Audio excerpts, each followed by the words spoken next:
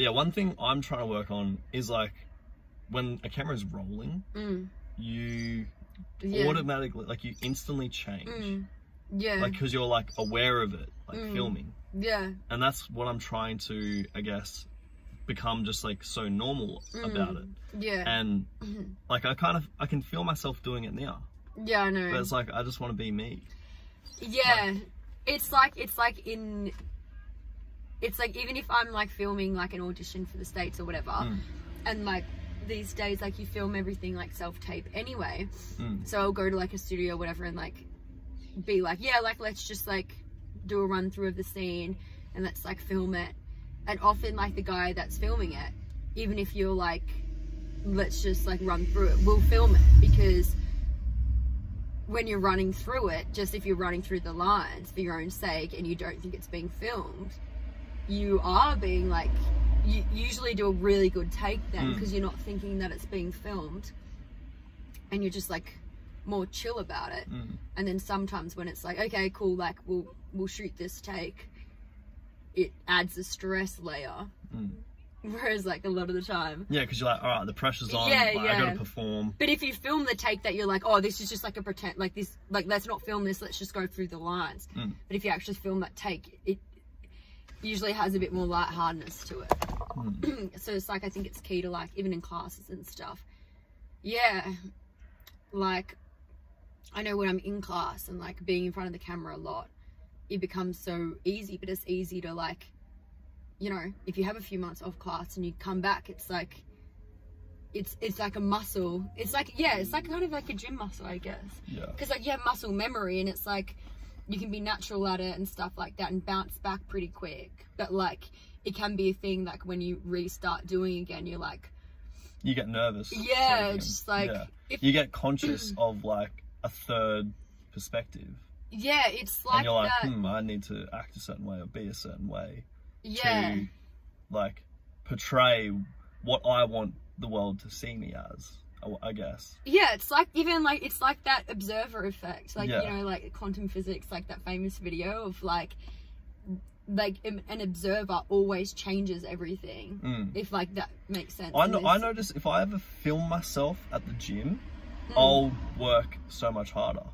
Yes. Or if I'm filming myself running, I will run to the absolute like end. Whereas if I'm just like not doing that, I won't work as hard.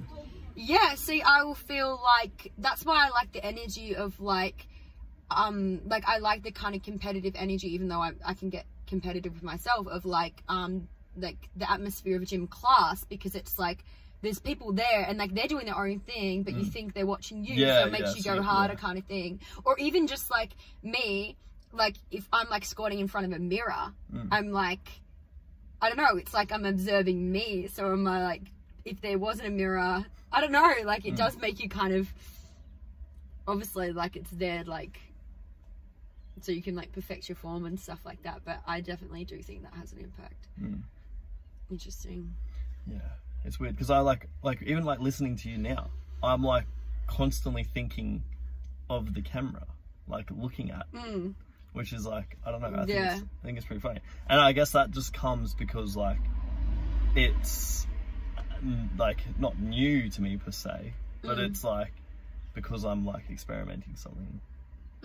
I'm like, now I'm like, do I have to look a certain way? Do I have to do a certain thing? But like, I guess the more you do this, the like less you care about the camera. Yeah. And the more you care about like the actual moment. Because I'm really struggling right now to try and like just like disconnect. Like, I don't know if you noticed, but I'm like I'm just like blank. And I'm like, because I'm like thinking about this. I'm like, like, that's so funny because we have conversations like we could go for hours and hours when there's no camera and like stuff will be flowing, but then it's like, I guess like the pressure of like overthinking before you speak of like, is like what I'm saying important, or like does it make sense, or like you've got filters on. Yeah, but this is a good like point of communication, because like this is like not important, but like this is like an interesting topic, because like I'm sure a lot of people also struggle with like themselves in front of a camera. And I guess that could lead into like, you've done a lot of work in front of cameras. Like, what was like, did you have any like warm-ups to kind of like get into a position where you like felt better, or like felt like you or was it like a case of just like you were saying earlier, how they would just start rolling and then you would just like go through over like the takes or whatever, and then they would like be like, oh, that's the natural take, sort of thing? I don't know, like what. Yeah, I mean, I guess like I've like done acting for so long, so it's like the training helps and the confidence in my training from like a young age. But I remember like acting would be cool, like when the camera's rolling and stuff, I would like feel fairly comfortable and stuff. But when I like started classes, like I'd be 10 years old and we'd do like, often when you go to an audition or you're like filming a self-tape, you do like call it a chat to camera.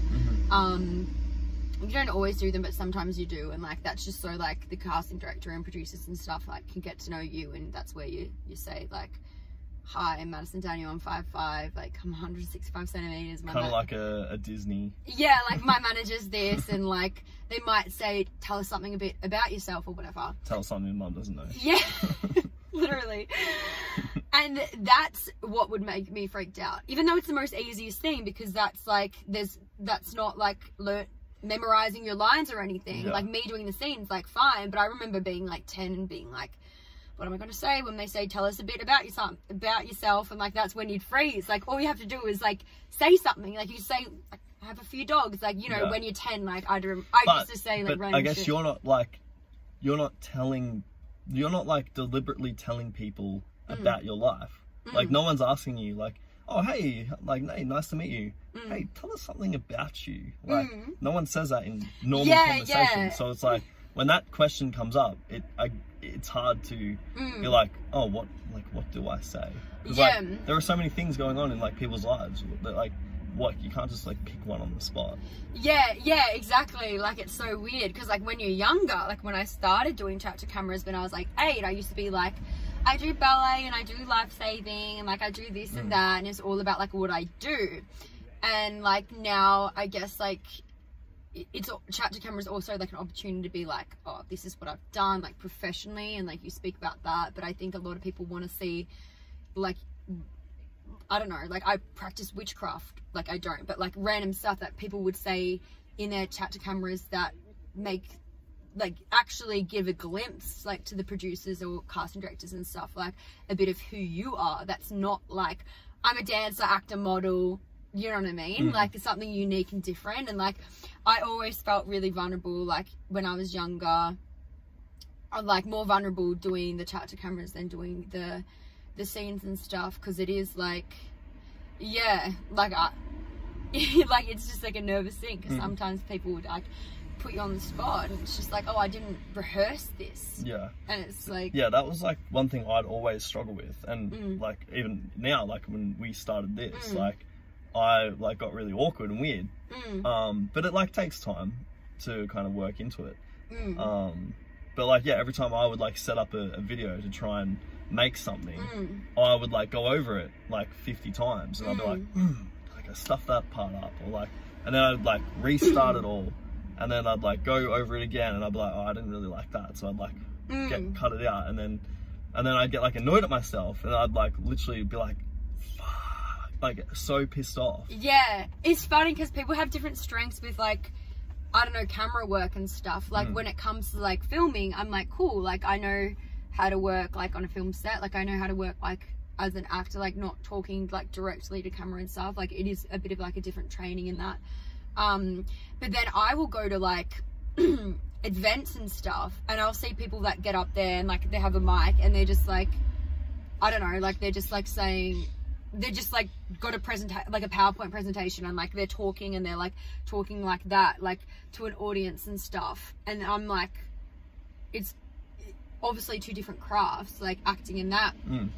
But that I feel like, I don't know, I'd be interested in doing like what do you call it, public speaking course or something, like what they do on that, because like, or like Toastmasters or something. What's that? I don't know, I think Toastmasters is where you like talk to a crowd and you can like confidently like say your words and like let the like sentence flow.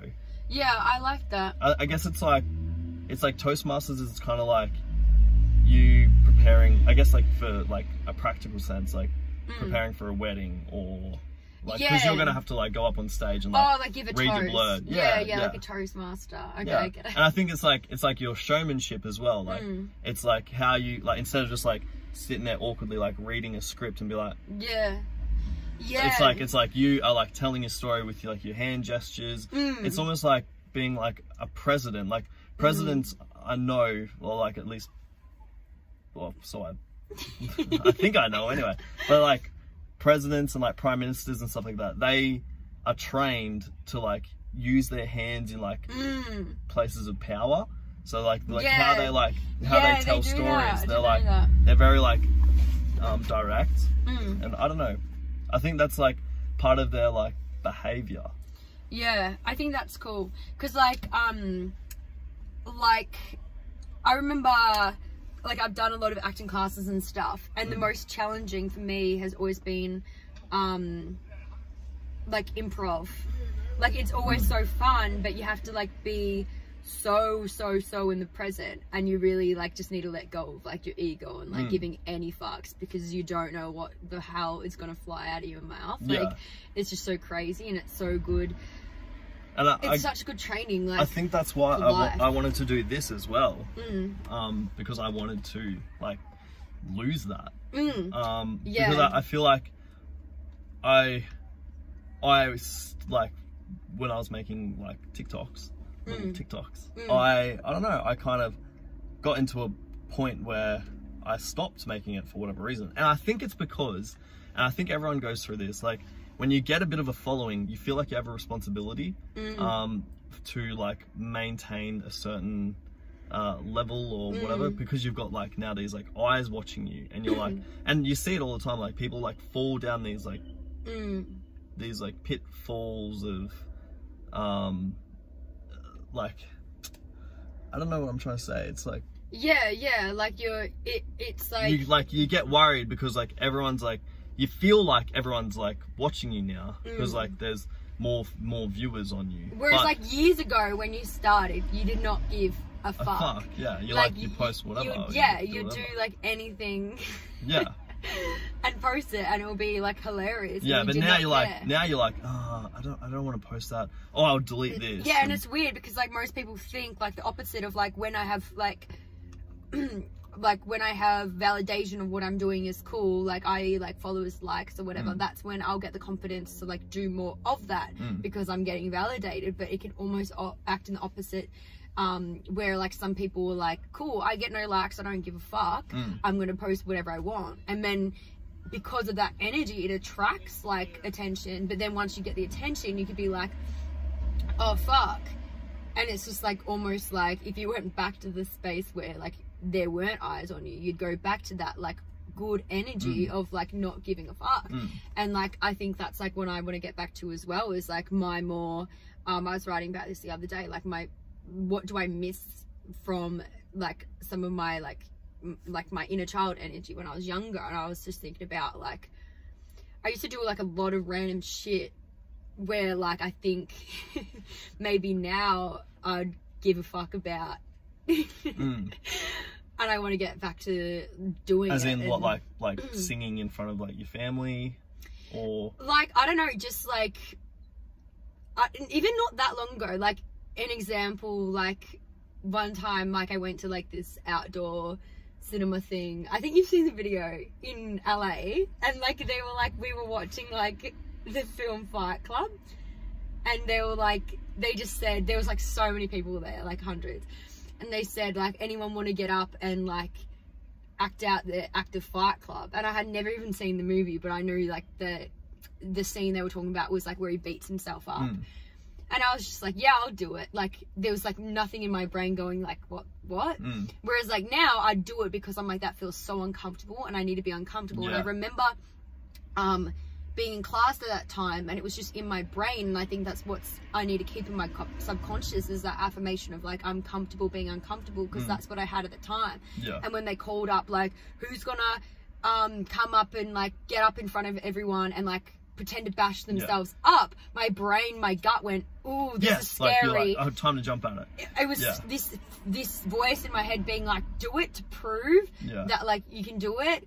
And I got up, and it was just so like, it's just like I was just in this like fight or flight thing, and like I don't know, a bunch of people got up, and we had to get up like one by one in front of like this crowd and like pretend to bash ourselves up. Like, it was just weird. It's like performing on stage, or like in front of a crowd, but then you bomb.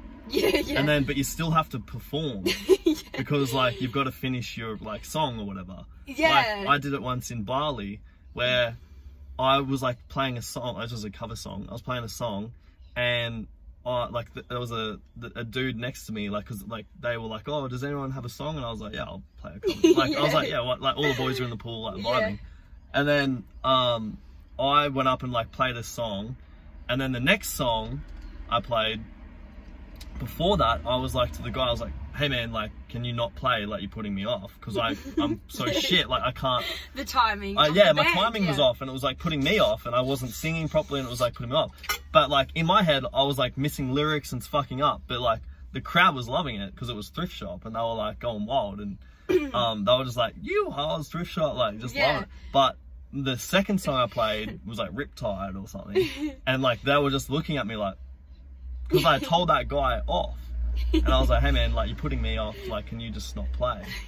And like it ruined the whole feel of it, but I had to like play the whole song out. Like with like everyone like you bombed, but everyone like just have to keep rolling. Like when I got up there for the Fight Club scene, like there's nothing that I couldn't get up there and like be like half-ass it and try and be cool about it and be like, oh, like you have to go balls of the wall. Like I went nuts. I think I did like a flip, like I did a little back flip and stuff, and like, because I was like, it's just like I think it's important for people to put themselves in like that situation where it's like there's no choice but to like you just have to go for it. Like you have to go for it. And like I know it's like it can be a scary thing where you can get really good at some things, and then like when there's eyes on you can kind of freeze. Like it's like guitar, even like I've been like practicing a lot electric, like with my electric and stuff, and I feel like if I'm by myself vibing in my room, like I can solo like crazy, and it's kind of it's really cool. But I do get like my hands stiffen up when it comes to and it's just like a matter of like practice and like putting yourself in it's like, I forget his name, who wrote the book like Cybernetics, but he talks about like practicing in such a relaxed state, which is so important. Because like I remember like when I was 15, like learning to sing and play guitar, and like sometimes it freeze up around people because it's just a nervous thing, and then it becomes so natural. Like now I wouldn't even like can do it asleep, but it's like you need to keep up leveling in your skills of like what you're uncomfortable with and like kind of doing it publicly and practicing it in a relaxed state to like train your brain like it's all good. Because there's so many people behind closed doors that are so talented about things. Like even with singing, I used to choke. Like there was a whole octave I could reach by myself, that like this higher octave that I wouldn't be able to do in the studio or performing, because I'd stress and choke about it, and like I'd be in my head. But when I really relax and I'm in my body and feel safe, and like I think, at home you could reach higher octaves, but at a studio you could only get to a certain level. And I think it's like it is about cultivating that like that feeling of safety in your body, for you to know it's, because that's what it is. It's like your ego protecting you, thinking it's not safe to do this in front of people. So it's just like I need to, with my voice, like I just need to like work on my nervous system and like feeling safe in my body to be able to like know it's safe for me to express fully. And that means like, you know, flowing like with my voice, like reaching like the high octave, belting it out, like really expressing in like a big way. And that's like when things flow, because that's like all it is. Like your ego like tenses you up because it's trying to keep you safe and small, so you're not like allowing yourself to be like seen as much. And it's like cool because like we can all like look at different, and it's different for everyone, like we can all look at different parts of our lives and see like where we're hiding and where we're comfortable and stuff. Like me busking, like I'm so comfortable busking, it's cool. And I watch other buskers that are great at busking, and I'll take from them what I'm like realizing that I need to work on. Like a lot of them, like a lot of buskers, like I'll watch, they'll stop and they'll like have a 5-minute chat, whereas like I won't do that, and I'm like, oh, why don't I do that? Like, yeah, I have big chats. Well, I used to when I busked. That was like my thing. Like I would, instead of like, I think I was just doing it because I obviously, like, I'm not trying to be a musician or anything. Like I just wanted to play some cover songs and like vibe. Yeah, so whenever someone would come and talk, I'd like just chat to them for however long like I wanted to. And I don't know, like you're like in a different path. Like you're like, I want to like put out my music and do this and that. And yeah, like I don't know, it's like, I guess you could debate in that way, like you could build a much stronger connection with that one person who stopped and listened to you. It's like that, like you can try and convince like a whole crowd and like get no's, or you could like focus all your attention onto that one yes, and then that one yes becomes like, you've like built such like a deep level of connection that they're going to be like a fan of you or your music for life, because you've like put that time into that one person. Are you talking about in the conversation sense?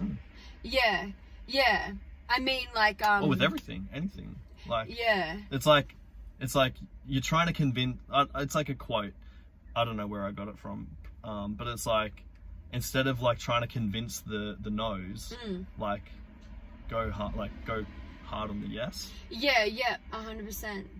Yeah, I guess I'm just like exploring like where I'm feeling uncomfortable. But like, I'm not saying do that. I'm just saying that's a debate. Like to like the pros and cons of like when you're busking, people walking past and like you like saying hi or not saying hi. No, like with saying hi and stuff, I'm like it's like a feel, like you vibe it. I'll say hi to everyone and stuff like that. I'll have like a mini chat, but I mean like people that stop and they'll be like, I don't know, they'll be like, hey, this song, like I'll be like, hey, this is like my song, blah blah, I hope you guys like it, and then I'll sing it. But then there's some people that really take their time and they're like comfortable sitting in that silent space where I'll go from song to song, and like I'll say little words, like maybe have a little shy giggle in between, and then keep going, instead of like allowing the silence of like, how's everyone going tonight? Silence. Like like the weather's lit. Silence. Like I realize I haven't done that, and I'm like, why don't I sit in that space more?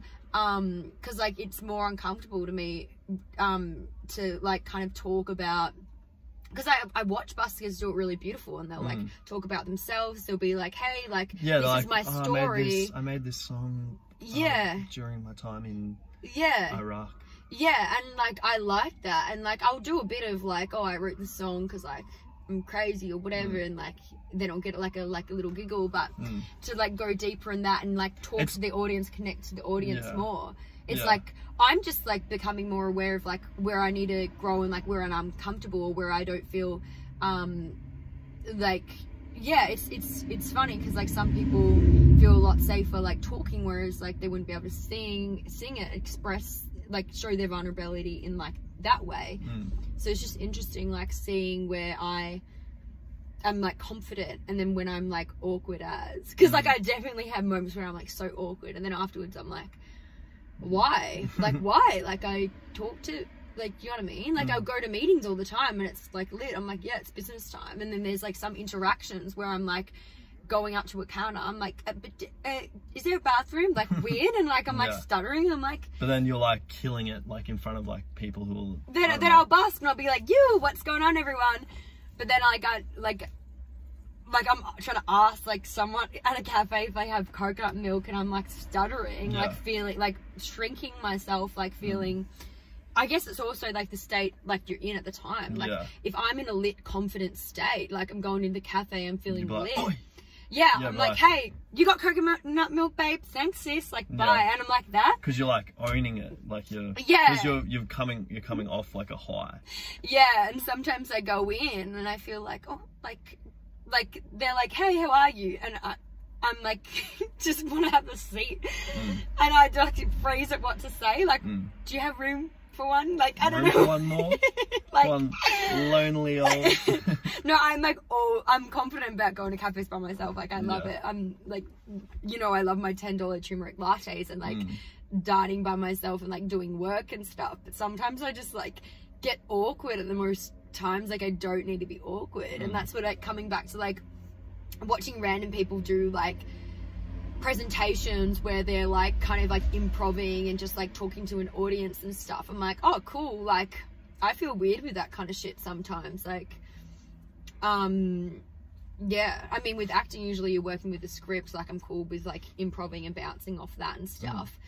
But sometimes I'm like, I don't know. Like, when we were trying to have a TikTok the other week and it's just like pure improv, like, cool, let's go.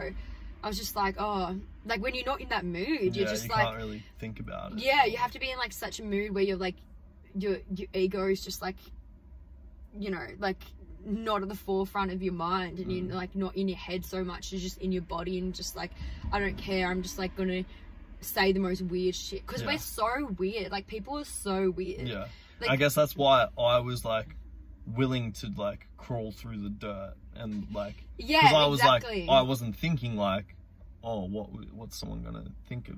Yeah, exactly. Like me, and obviously like I'm in a place with you, like I can do anything. Like, I know, like you're like, we've done weird shit and it's just like weird. What was that video we did in Mornington? In Mornington? Yeah, it was like old one. Oh, it was at your house, the phone call one. Were you in that? Oh yeah, you were. You were like, it was the like a G6, and then like Juzzy called me, and then it was like something about his pants. Yeah. Yeah. And then you were like, ew. No, you were like, ew, gross. Yeah. Oh, I totally forgot about that. But yeah, like when we did that vid in Byron, I mean, it's like, it's not really like like it wasn't I don't know what we were doing. We literally, and I think that's what I love playing with you, because it's like I know that I'm like the most magnetic to my desires when I'm in the energy of play. Like, the energy of play is like where I'm at that frequency of manifesting everything in my life. And that's kind of like what we were talking about like before, about like, I know like lately, like my inner child's like wanting to go horse riding and stuff. And it's just like, because you just want to get to that place. Yeah, it's like irrelevant, but it's relevant. It's just like, will me going horse riding help me become a rock star? Yes. And it's like, how? It's just because that energy of play, I'm vibrating in that frequency, which is like getting me into that. I think what you're experiencing is like what every adult goes through. Yeah. It's like human, like adults have like, the difference between adults and children is like a child will just willingly eat a lolly, but like an adult like will be like, this lolly is gonna like lead to me like potentially getting diabetes, or like not just one lolly, but like, you know what I mean, they're like, oh, sugar leads to diabetes, like, or I could get like overweight, like, you know what I mean, like they're thinking about like the repercussions, and then you're like, oh, I might just not eat that, like, and then like, no, I'm gonna put that away.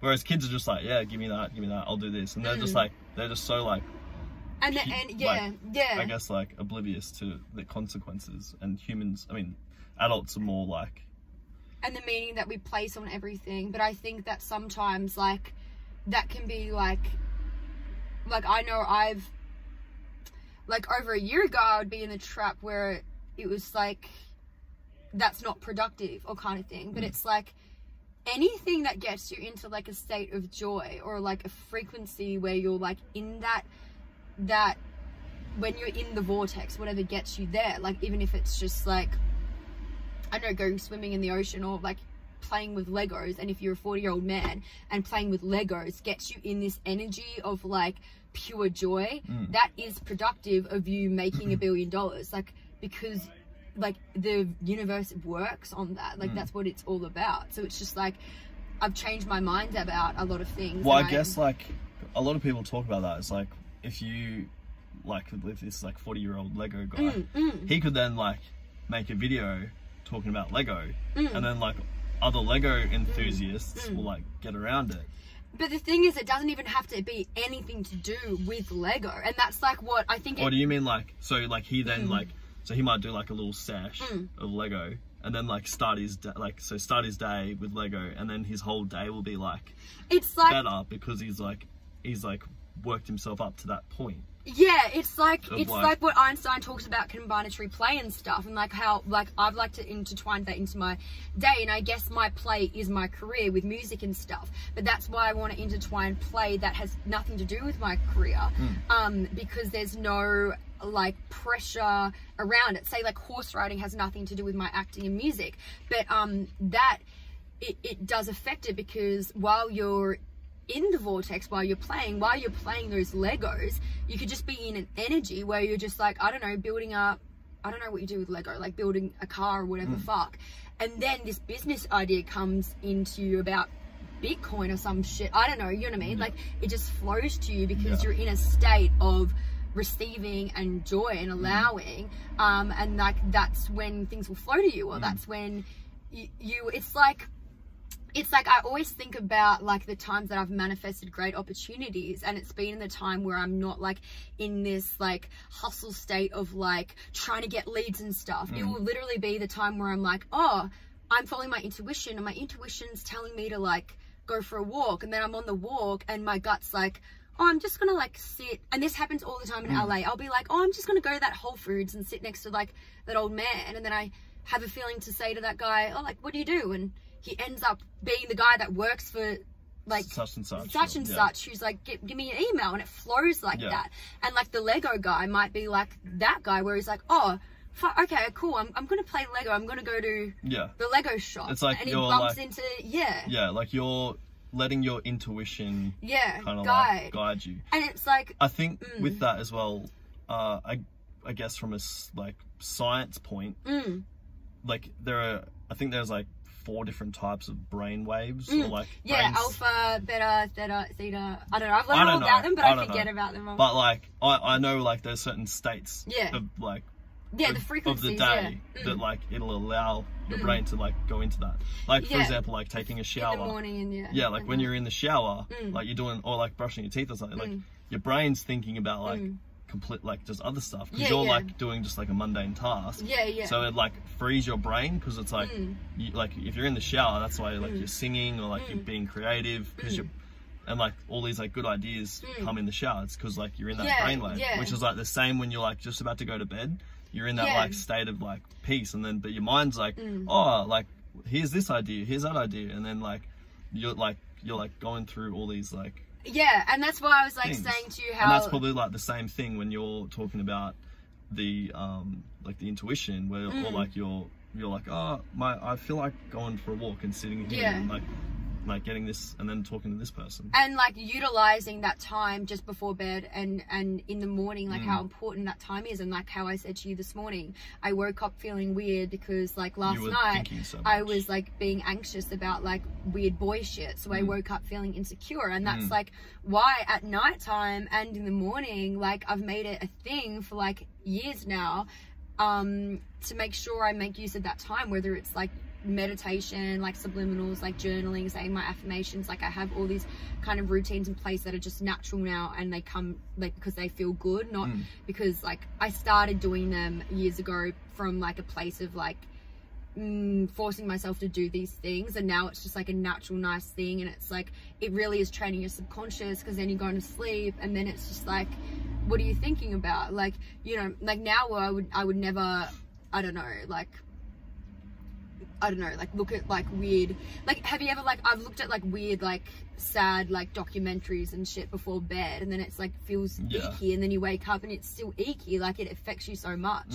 But it's just like just like following that kind of guidance. Like I know for months now I've like, I don't know why I haven't listened to it yet, maybe just because I've just made excuses around like I love doing fun things. Like I'll be like, okay, cool, like I'll do a fun thing like a massage, but like I know that the massage also benefits like my muscles and this and that. So horse riding has been this thing in my head I'm like it's beneficial, but it hasn't got these other, like, say, health aspects, which, like, I'll have fun with things, but I know there's other health aspects to them, if that makes sense, where horse riding's been the weird thing in my head lately that doesn't have this extra thing, which I know I need to do, and I don't. I know there's something there for me, and that's the magic of it, because when you follow these breadcrumbs, it could be anything. Like, I could literally go there and I meet the love of my life at the fucking horse, what do you call it? Place. Yeah. Or like it could be something, something. Or it could just be like what you were saying earlier. Like, it could just be putting your mind in that place. Yeah, where, like, exactly. You're sitting on a horse. You've got nothing else to do. Yeah, and some, like, from, cool song lyric comes to my head. Like, that happened. I never force song lyrics. Like, I won't put myself in a white blank room and write a song. Like, I'll go out and live my life. Like, me coming up to Byron was soul calling for ages. Yeah. And, like, I was just like, there's something there for me. Not saying, like, this is the thing that's gonna make my career, or if it's like if it's a person, or if it's just like, I know there's something there for me, and that's where I go to places when it's calling me, and there's specific places, and they'll just pop in my mind, and like I'll go there, and then I will remember something. And I think it's always about going remembering more of you, and like wherever, it's not like finding yourself, it's never about finding yourself anywhere, it's like remembering yourself, and different places will bring up things where you're like in the jungle and in the ocean. For me, like, I know I've had past lives as a jungle girl and as a mermaid, so I will feel like I'm connecting to like my inner child, my most authentic self when I'm in the ocean, and when I'm like naked in the jungle, I feel so creatively connected. Right. And it's just like Avatar. Yeah, it's like, what's the point of me going to a waterfall and being naked there? Like, is that going to make me a rock star? Yes. And it's like, some people don't put two and two together, and they're sitting there being like, fuck, I'm really like wanting to, like, I don't know, be a I don't know, businessman in this whatever the hell, like, I want to make money, or whatever their like dreams are, and they're just like thinking about that, but they're like not following like the voice in their head that's saying like, oh, you need to go and like hike this mountain, or like, I don't know what it is. It could be like the most randomest thing, but there's something there that's connecting you to your most authentic self, that's going to lead you to like real fulfillment of like the next breadcrumb of like what you need to do. If this makes sense. Like, I know I'm like going on like 10 different, like, I feel like I'm having 10 different kind of conversations that can lead in different ways, but it's just, it's so exciting to me, because I'm like, even when shit happens that triggers me, I'm like, like, I really think about it, and I'm just like, this is bringing up shit, like, this is bringing up shit to heal, like, which like path do I kind of want to go, like, what's the next step for me that this is showing me for my like evolvement? Do you know what I mean? Well, bring me back to the water, like the naked in the jungle, in the waterfall. Yeah. Like, so what, like, can you explain that to me a bit? Yeah. About, so, like, with the success, because I just kind of got lost. Okay. Some people could hear that and be like, what are you talking about? But like, so I guess my take on it is, like, if you're connecting in that environment and you feel like you were there before, that you're like, are you like getting into that, like, so we all just want to be like our most authentic selves, like we want to like express ourselves and like feel most connected to ourselves, which is what, like, I was talking about earlier, with like the whole camera thing. It's like, you just want to get to a point where you're just you. Exactly.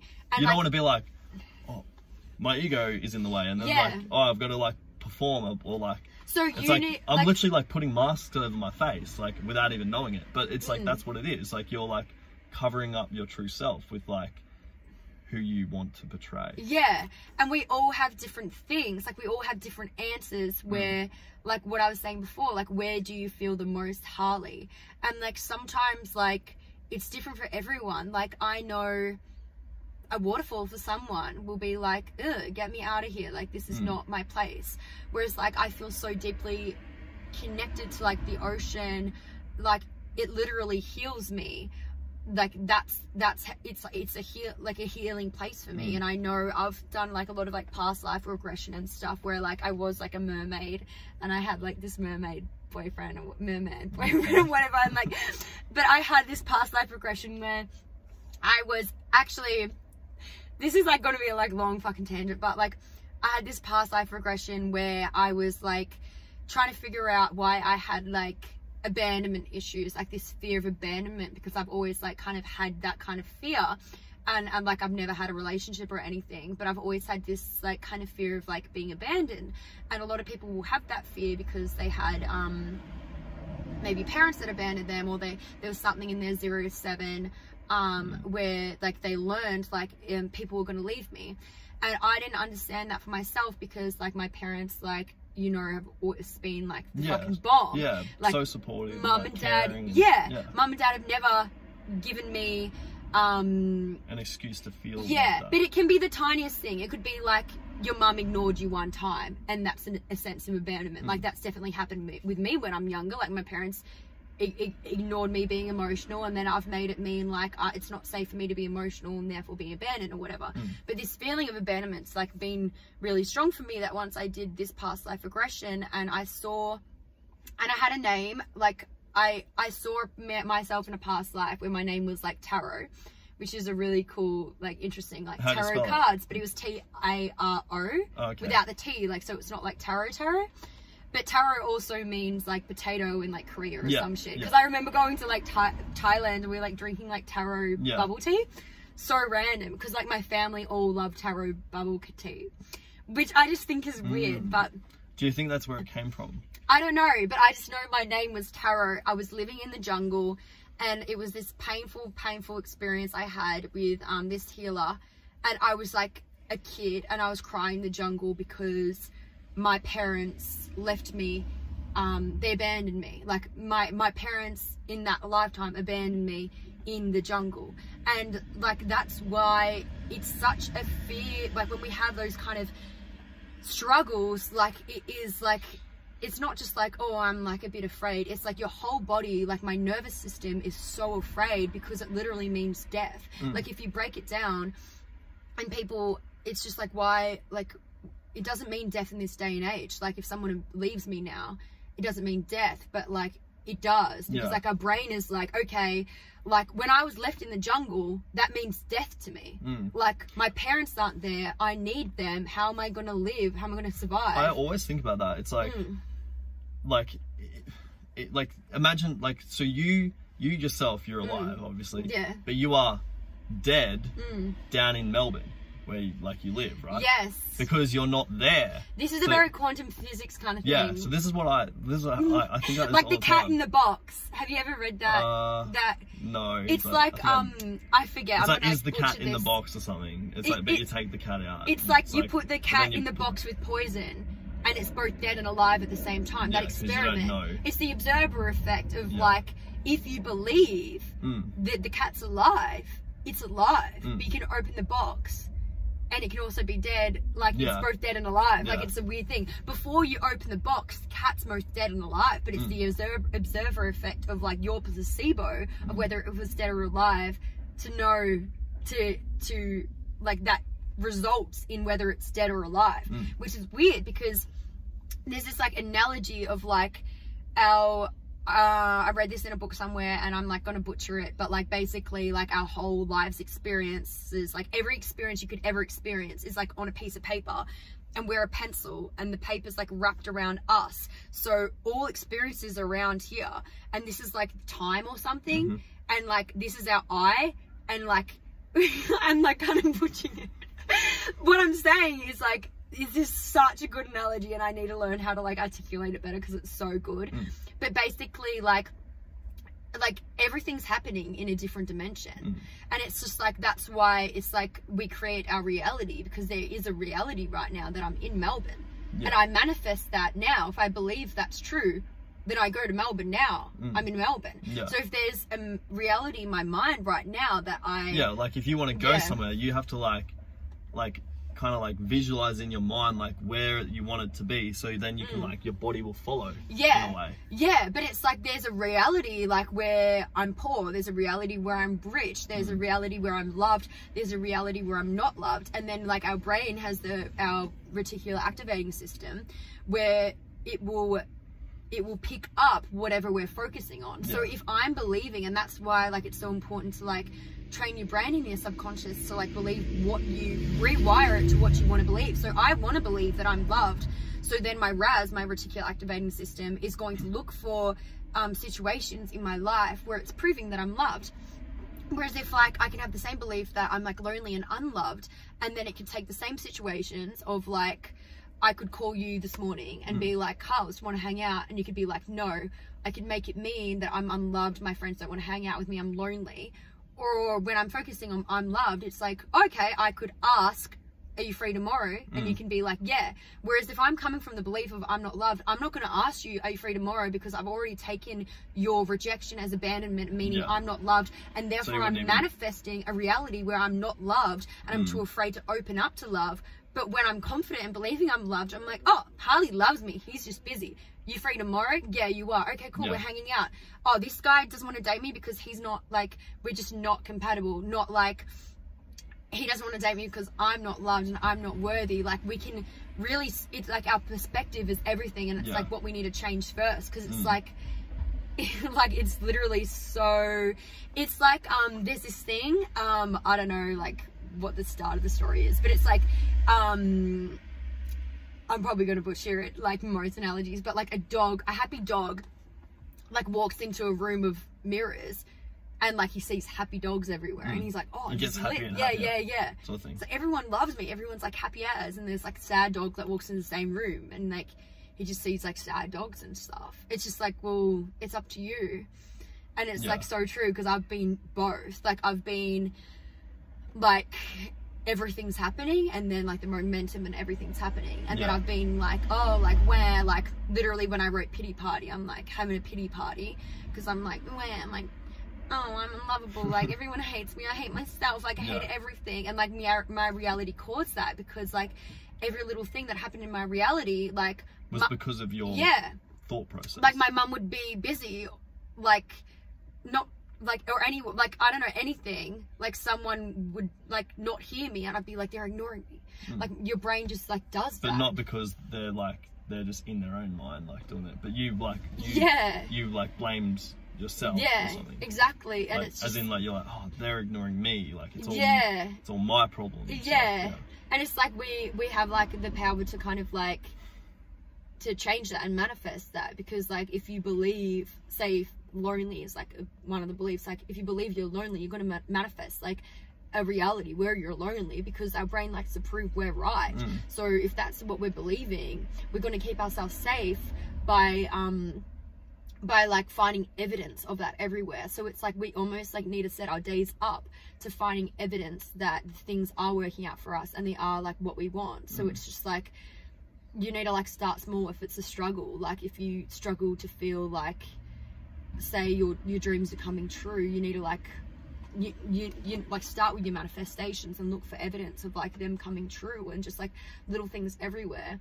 Like I can walk around like when I'm in a state of being like, yeah, like people don't like me, I'll get rejection vibes and like fear of rejection like everywhere.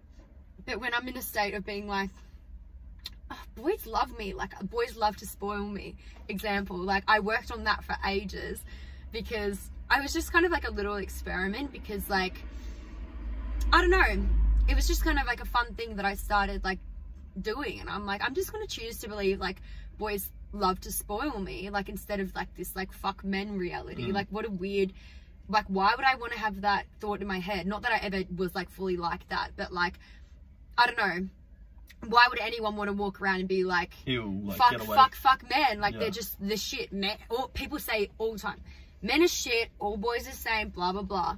So like I did this little experiment, I think it's I don't know when I like officially started it, of like boys love to spoil me. And like I would like kind of note down in my brain every time, and like more and more would happen. It would just be like, so what would they do? Oh like, I don't know, like, I don't know, just like since I kind of started that, I just like have had a reality, and it might have been the same before this, where it comes down to perspective, because maybe before I was doing this experiment, it was already happening, but like my brain was picking up on it more when I was like saying to myself, far out, I love men. I feel like all my guy friends in my life, I'm like, fuck yeah, like I feel very like protected and supported by, like they help me a lot and stuff like that. And then like the more you kind of just like focus on it, I'd be like, I don't know, like a guy, like a month ago, a guy came up to me at dinner and gave me a rose. Like another month ago, like a month ago as well, like some old man like gave me his umbrella when it was raining. Like I've been on some dates lately and stuff like that that have been a spoil, like just like things. And isn't it funny, like they're the like stories that are often unheard of. Yeah. When it's like when girls are like, oh, all men are trash.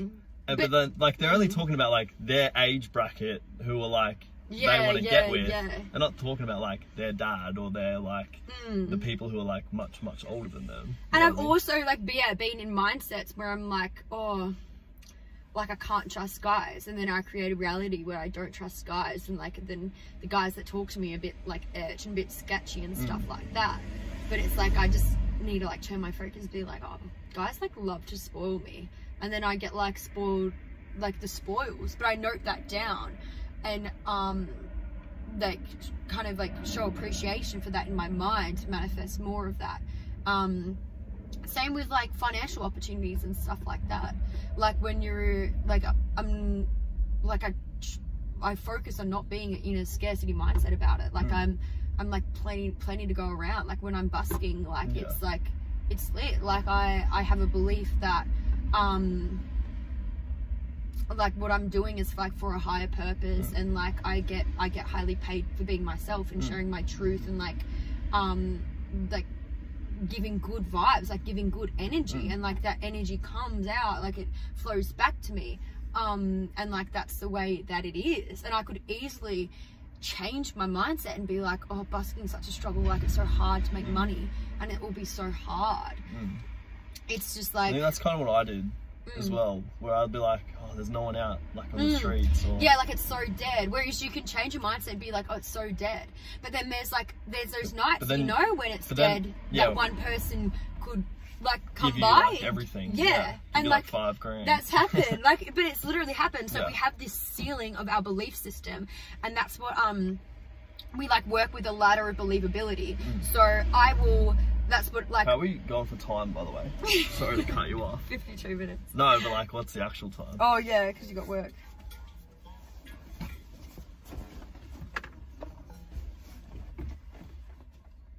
$3:36.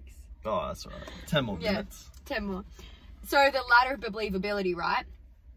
Say busking's cool because it's like open. I could bus for an hour, and I could make any amount of money.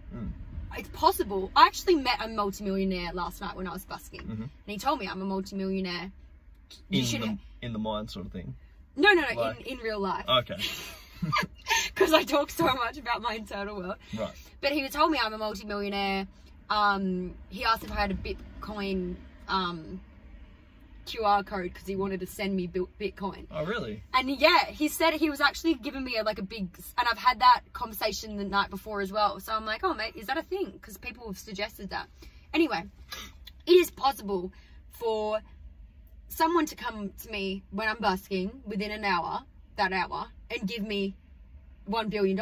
Like, why not? Yeah. So, but instead of me trying to like force myself to like manifest $1 billion when I'm busking in an hour, obviously, like my intentions like is deeper than financial, but I'm just using money because it's like an easy thing to kind of like talk about, because it comes from a deeper thing, and like an energetic thing where it's like the money is a byproduct. Like my purpose in like busking and like music and stuff is like a spiritual purpose, but a byproduct of that. And I think a lot of people don't own that they like a byproduct of like what their purpose is going to be a lot of money, which is just like your own shadow work about like owning, like wanting to have money, like, which is a cool and safe thing to have. But anywho, instead of me being like, I'm going to manifest like $1 billion when I'm busking, like I work with my ladder of believability. Like I've made X amount. So you're manifesting like people love to give me like this and that. Yeah, like I'll be like instead of like saying like a dollar amount, you're like, people just love to give me what they think I'm worth. Say if I've made, because like I know I give good energy, and I'll be like, I'll often go to gigs sometimes, and like I'll be like, oh, I just like, I'm not forcing it, but I'll be like, oh, I just feel like I'll just have a feeling like, oh, I feel like my energy is just gonna like get, like I'll get overpaid for this, and like I often do, and it's not that I'm forcing it. I'm not bummed if I don't, but I don't get bummed if I don't, because I do, because my energy isn't in like a desperate clasp for it. It's just kind of like a thing that I'm just like, oh, okay, like oh, I feel like I'm gonna get paid a lot for this. But say if I've made $10 busking in the hour before, I'm not gonna jump to $1 million busk. I'll be like, okay, cool, I know I've made $10 an hour busking before. Like, okay, I'm gonna say like people just love to give me $20 notes because I haven't made $20 before. It's a bit of a stretch. It's not too much of a stress. I'm not gonna say $100. I'll just say 20 because I know I've made 10, and then you build it up and up and kind of stuff. And then you're also like building your craft and stuff, and your own confidence in manifesting in your own faith. So it just does a lot for you. But like I'll just like work from there and be like and then you work up the ladder and stuff, because people can be really overwhelmed. They'll be like, and you never know what's going to happen. Like there's you have a ceiling believability, and you try and you stretch it so you can break that, and then you work on the next step. So I'm not gonna, if I so in like a non-busking term, like someone who is running, so they're like running, like exactly. I used to struggle running 1 kilometer. Yeah, I know, and it's like I used to be like, oh, I'm like dead on the treadmill. That. Like, the 5 kilometers, I remember. Like I'd stop at 700 meters, and I'd be like, oh, I'm buggered, like I can't do it. It's exactly the same. And then I guess you kind of like give yourself like a little bit, and like you get more and more confidence, and then you just. At one point, you just like end up going, no, I'm just going to keep running. Yeah, and it's like there are people, so the people will argue like, but some people go from running 0 kilometers straight to 20. True, because their ladder, like their upper limit, they didn't have a ceiling that said they couldn't. So you work with your subconscious, you don't work with your conscious, because if your subconscious believes that you can have a $0 month, and your next month could be $1 million, of course it can. You could get some random job the next month that pays you $1 million on the spot, if you believe that subconsciously. So the work to do is us to consciously work on our subconscious to crack our limiting belief system. So if you can literally do that, or you can grow and stretch yourself. So you can have $1 million year. Anyone can have $1 million year, but it's like we need to grow to that. So it's just like people could like say to me right now, like, okay, then why haven't you had $1 million year yet? It's like, because I'm working with my ladder of believability, and I'm shredding my ego layers of like my belief systems. Like, you haven't had like a $30,000 year yet, so it's like I'm working on my $30,000 year. And then it's like, then I'm going to work on my, it's cool to work like monthly as well, and be like, okay, what am I making now? I'm making $1,000 a month. Okay, next month I'm just going to see if I can make 1.2.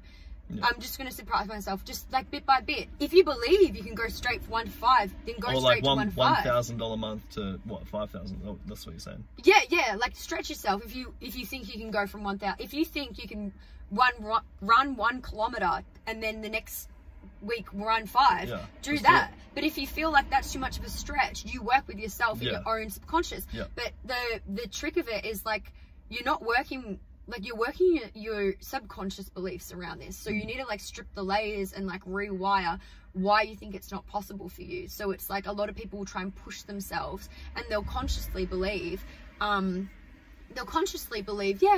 would be able to run 10 kilometers, but they consciously have beliefs of, I'm too lazy, it's too hard, like it takes too long. I have asthma, my lungs.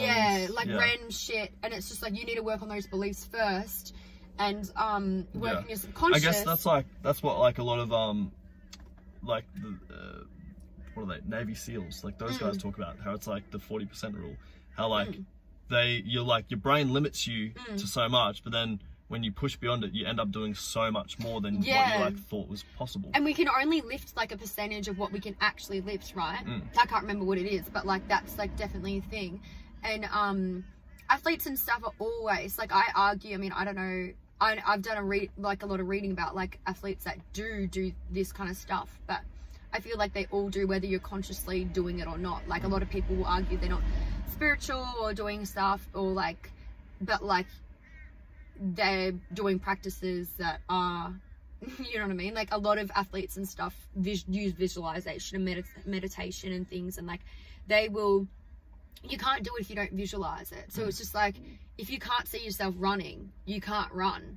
If you can see yourself running, like athletes will visualize, and there's like studies that show like improvements of that like of them doing the visualizations. Like same with like piano, there was like, it's called like, same with the Cybernetics book, which is like the best book ever. He talks about like, and I know this because I've done this in my mind with music, like mentally rehearsing piano scales and improving from the mental rehearsal 1000%. Do you ever visualize yourself like singing the same chord or the same like note at a range where you're like trying to work on? There was like a whole voice, part of my voice from like here to here I did not access for ages, and that was like a lot of my subconscious of like fear of being seen, and like that level of vulnerability that I worked on. And like I think someone was asking me like the other month, like, how did you improve your voice over the years? Like, it's gotten better and stuff. And I'm like, it's literally been like the spiritual work of like me unblocking and allowing myself to be more seen, and that's like allowed me to access that. And I definitely, like, when I was 10, I remember visualizing like, oh, I don't know how it would feel to be on the stage like without guitar, without that safety net of my guitar. It's like a barrier in a way. Whereas now I'm visualizing myself like going fucking crazy. Whereas before, like years ago, I didn't know what like my arrangement looked like on stage. Whereas now, like, I'm visualizing it. I'm not like my human design, like we all have different human designs. Some are like specific and some are non-specific. And mine's non-specific, so I'm not a manifestor where I have to think about every little detail, where some are. But yeah, so I don't have to think about every tiny little thing. I just have like an overall picture of like my desires, and like that's what works for me. And like I can picture it, and it's like, yeah, like I see it and I see the way it's going to go, but like you need to see that before it happens.